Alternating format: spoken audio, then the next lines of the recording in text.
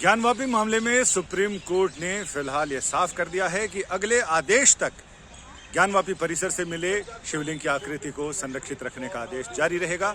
यानी जो पुराना आदेश 20 मई 2022 को सुप्रीम कोर्ट ने दिया था, उस आदेश को लगातार यथास्थिति बरकरार रहेगी। यानी उसकी सुरक्षा और संरक्षा को लेकर जैसी व्यवस्थाएं चल रही हैं वैसे ही चलती रहेंगी। यानी कोई उसे छू नहीं सकता। उसकी सुरक्षा और संरक्षण को लेकर जो उपाय किए गए हैं वो वैसे ही बरकरार रहेंगे। ना वहां पर वजू की जा सकती है। साथ ही ये कहा गया है कि नमाज को लेकर जो सारी व्यवस्थाएं चल रही हैं वो वैसे ही चलेंगी। फिलहाल दूसरा मसला ये था जो सुप्रीम कोर्ट के आगे कहा गया कि हिंदू पक्षकारों ने कहा कि अब मुस्लिम पक्षकारों की याचिका जो सुप्रीम कोर्ट तक आई थी वो अब प्रभावीहीन, निष्प्रभावी हो गई है, बेअसर हो गई है। लिहाजा अब उसका कोई मतलब नहीं है, क्योंकि उन्होंने जांच आयोग, वहां जो सर्वेक्षण के लिए आयोग गठित करने की बात थी, उसे चुनौती दी गई थी। क्योंकि सर्वेक्षण का सारा काम हो गया है तो ये याचिका अपने आप में अब निष्प्रभावी हो गई है। लेकिन मुस्लिम पक्षकारों का ये कहना था कि याचिका अभी निष्प्रभावी नहीं हुई है, क्योंकि उनकी याचिका का एक हिस्सा था, एक अंश था, जिसमें उन्होंने सर्वेक्षण आयोग को चुनौती दी थी, उस कमेटी को चुनौती दी थी। लेकिन उन्होंने सबसे बड़े उनकी अर्जी जो उसमें है वो ये है कि उपासना स्थल कानून, उसके उल्लंघन को लेकर उन्होंने आपत्तियां जताई थी और उनकी अर्जी अभी तक स्टैंड करती है। यानी वो वहां पर अभी तक कायम है। लिहाजा उस पर सुनवाई चले।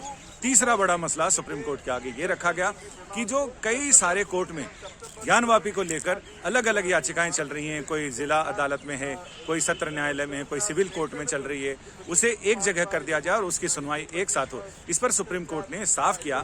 सुप्रीम कोर्ट की उस विशेष पीठ ने, जिसमें चीफ जस्टिस जिसकी अगुवाई कर रहे हैं, जिसमें जस्टिस सूर्यकांत हैं और जस्टिस PS नरसिम्हन हैं, इस पीठ ने यह साफ कर दिया कि जिला जज को ये उनके विवेक पर छोड़ दिया है कि वो इस मामले में फैसला करें। लिहाजा याचिकाकर्ता उन तक अपनी बात रखें और वहां अप्रोच करें और वहां जाकर उन्हें बताएं, तो वो इस मामले में फैसला लेने में सक्षम है कि ट्रांसफर पिटीशन अलग अलग कोर्ट से मंगाकर एक जगह कहां सुनवाई करे, कौन इसकी सुनवाई करेगा, तो इसमें वो फैसला लेने में सक्षम है।